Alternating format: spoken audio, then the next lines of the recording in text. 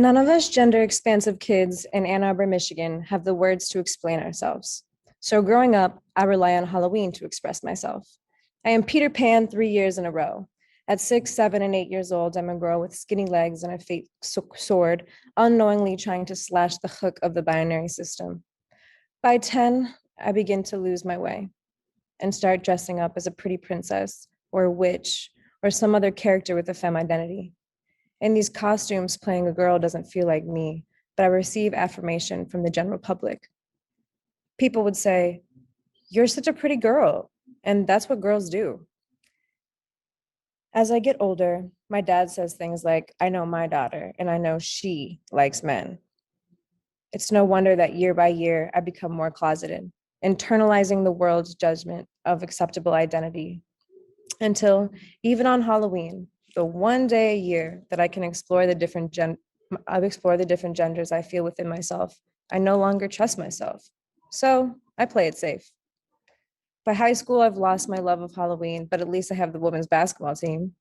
We have long shorts and baggy clothes that make us feel ourselves. And we have each other. Sports ruled my life. My teammates are my family. I ride that dykey sports wave all the way to college where I play lacrosse and find myself hooking up with my co-captain in the locker rooms. Of course, we're straight and have boyfriends, but this is what girls do, right? In moments of clarity, I cry on the phone to my best friend about being a lesbian. Freshman year of college, I revisit my love for Halloween and I dress up as a clown. I wear black overalls with a big painted on dripping black smile that covers most of my face. In all black, chains on my neck, I am in my element. I return home at the end of the night, hazed and stimulated with various substances in my system.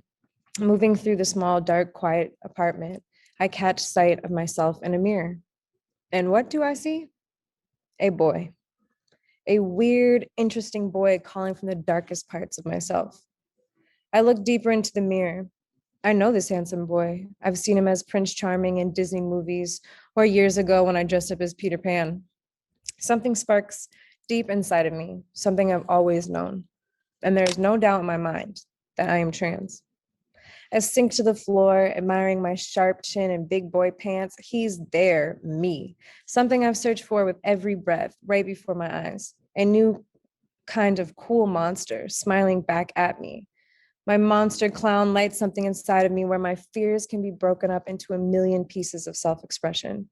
My monstrous clown takes things as far as they could possibly go, loves to dress up and play with masculinity, femininity, and everything in between. My monstrous clown dances freely, climbs fences to get the closer view, balances on the thin line between exhilaration, fear, and liberation.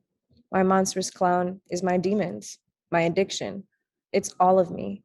And it's for damn sure not always pretty. But my monstrous clown, I know that you will always be with me, and I love you. Stepping into my clown identity, I reclaim my inner child and open the space of costume and play beyond Halloween. I'm inspired to play with gender. I'm inspired to play with gender. Some days I'm comfortable in my non-binary identity and the creepy, beautiful things that I am. Some days I like to play with femininity. I dress up as this character, Katie Baby, wear lipstick, throw on some of my thought clothes, put on some of my many wigs, even some eyelashes, and take cute pics.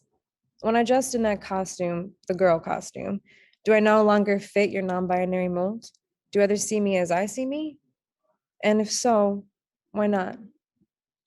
Ramir Nadir, a Canadian psychologist who studies chlorophobia, the fear of clowns, believes that clown phobias are fueled by the fact that clowns wear makeup and disguises that hide their true identities and feelings.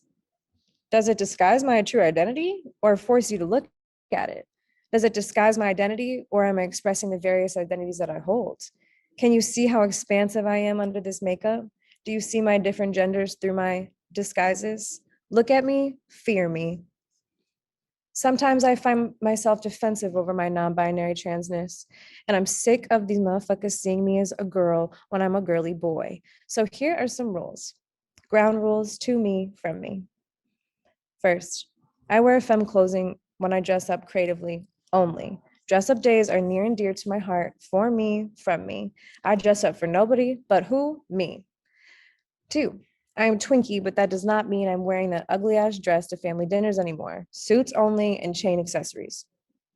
3, I can wear a dress and heels and even have acrylic nails sometimes, and that's okay.